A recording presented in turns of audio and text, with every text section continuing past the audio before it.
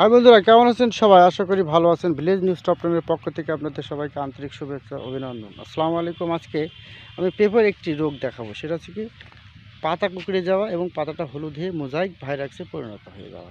এই মোজাইকটা ভাইরাসটা কীভাবে খেতে আসে এটা কিন্তু আপনাকে আগে জানতে হবে। কারণ মোজাইক ভাইরাসের বহনকারী পোকা হচ্ছে কি সাদা জাব এবং থ্রিপস। এই সাদা জাব যদি আপনার ভুঁইতে থাকে বা থ্রিপসের আক্রমণ যদি বেশি হয়, তাহলে অবশ্যই আপনার পেঁপে খেতে ভাইরাসটা ছড়িয়ে যাবে। তো এই অবস্থা যদি এরকম কি যদি হয়ে থাকে, আপনার যদি গাছ যদি ভালো হয়, তাহলে অবশ্যই আপনি রাখবেন, নাহলে কিন্তু সম্পূর্ণ গোড়া থেকে উপড়িয়ে নতুন একটি চারা এখানে পুঁতে দেবেন। তাহলে কিন্তু আপনার ক্ষেতটা বেঁচে যাবে। হয়তো এই গাছ তো থাকলে মনে হয় ক্ষতি হবে। যদি কেটে যাওয়ার সম্ভাবনা তাহলে রাখবেন, না হলে কিন্তু ওগুলো উপড়ায় ফেলাবেন। উপড়ায় এই জায়গায় আবার ওই অন্য একটি জাতের চারা এনে লাগাই দেবেন। আসলে এই ধরনের এই রোগটা কিন্তু আসলে মারাত্মক একটা ক্ষতিকারক রোগ।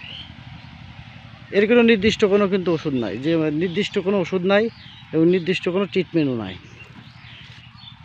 তবে বিভিন্ন রকম চোষক পোকার ওষুধ যদি আপনি স্প্রে করেন, যদি আপনার কপাল ভালো হয়ে থাকে, তাহলে অবশ্যই এটা আপনাকে অনেক কাজে দেবে। এবং যদি কপাল ভালো হয়ে থাকে, আপনি তাহলে গাছটা ফেরত আনতে পারবেন। তাছাড়া কিন্তু এই গাছ কিন্তু ফেরত আনার কোনো সুযোগ বা আর কোনো কিছু নাই। তো বন্ধুরা, এই মোজাইক ভাইরাসটা দমন করতে হলে অবশ্যই আপনাকে নিয়মিত ওষুধ স্প্রে করতে হবে। সাদা জাবের ওষুধ এবং লাল মাকড়ের ওষুধ কন্টিনিউ আপনি স্প্রে করে যাবেন। আর সম্ভব হলে পারলে যদি কেটে যাওয়ার সম্ভাবনা থাকে, তাহলে খুবই ভালো। না পারলে গাছটা উপড়িয়ে অন্য গাছ এখানে রোপণ করে দেবেন খুব দ্রুত, সেটাই আর কি ভালো হবে।